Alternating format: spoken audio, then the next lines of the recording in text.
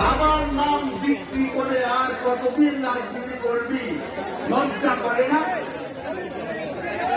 আজকে সেটার জবাব দিতে চাই আমি। না রে ভাই, লজ্জা করে না।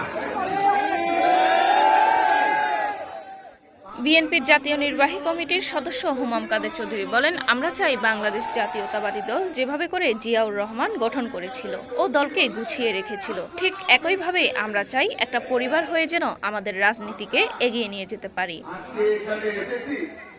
সোমবার 25 মার্চ বিকালে উপজেলার হোসনাবাদ ইউনিয়নের মোগলহাট এলাকায় হোসনাবাদ ইউনিয়ন বিএনপি অঙ্গ ও সহযোগী সংগঠনের আয়োজনে ইফতার ও দোয়া মাহফিলে তিনি এসব কথা বলেন।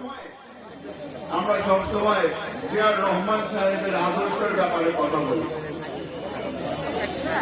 আমি বাংলাদেশ জাতীয়তাবাদী দলের একজন সদস্য হিসাবে আপনার সামনে এসেছি। তিনি বলেন, গত 16 বছর ধরে আদালতের অঙ্গনে অঙ্গনে ঘুরে বেরিয়েছি। নিজের বাবাকেও অত বেশি দেখিনি যত বেশি আইনজীবীকে দেখেছি।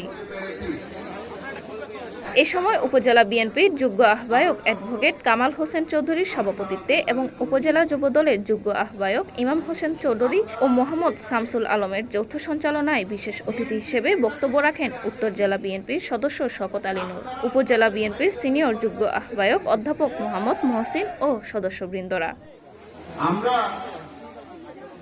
মতিন রহমানের তথ্যচিত্রে মরিয়ম আখি, সিটিজি নিউজ, চট্টগ্রাম।